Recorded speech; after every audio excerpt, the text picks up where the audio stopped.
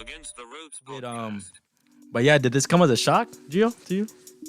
It was a shock that it happened so quick. Yeah. Like it was just bam, because the lawsuit just happened not too long ago, Yeah. right? So I'm surprised that the zone didn't fight it a little more. They're probably, I don't know, struggling with money maybe, perhaps. Yeah.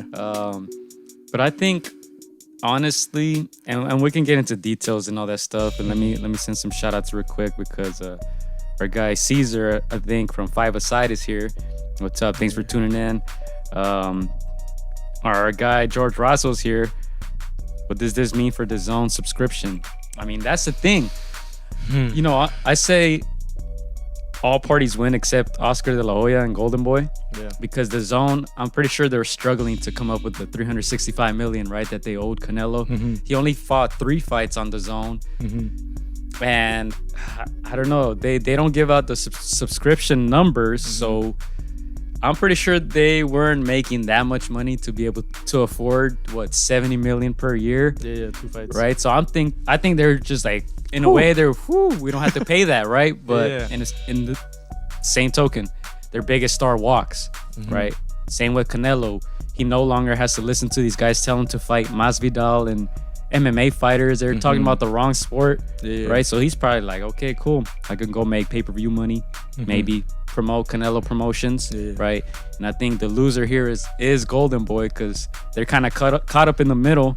And I still think Canelo works with Golden Boy, honestly. I think that he still uses them for sure, like, as a co-promotion. Obviously, he wants to push for Canelo Promotions to start building, their own name. A lot of people are thinking like, if you're seeing it from the outside, they're like, how is it that a streaming service lets go of their biggest star? Like you mentioned, it was like a catch-22. Yeah, you had your biggest star, but there's a lot of pressure to pay him as well. Minimum you had to pay him at least 35 million each fight, and that's a lot of money, and that kind of, that means you have to pay the opponent much less, and a lot of these fighters are not taking that money.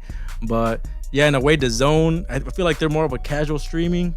Why do you think they put on YouTube like fights? They were making a lot of money off those fights, and yeah, it's a lot of pressure for them to pay, even if it's the face of boxing, that much money. And I think you're right, Gio. I think they were just lucky, like, take our losses.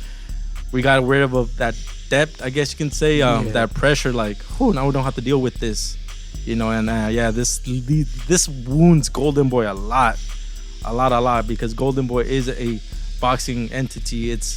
They just lost the face of boxing, so I think they still work with Canelo down the road.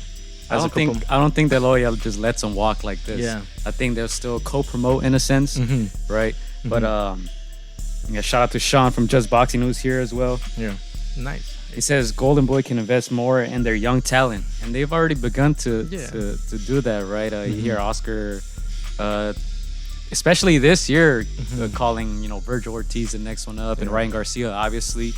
But I definitely think the pandemic helped them kind of rip this contract up. Yeah, I think right. So. I don't think if the current situation is what it is, that it would have been that easy and that quick.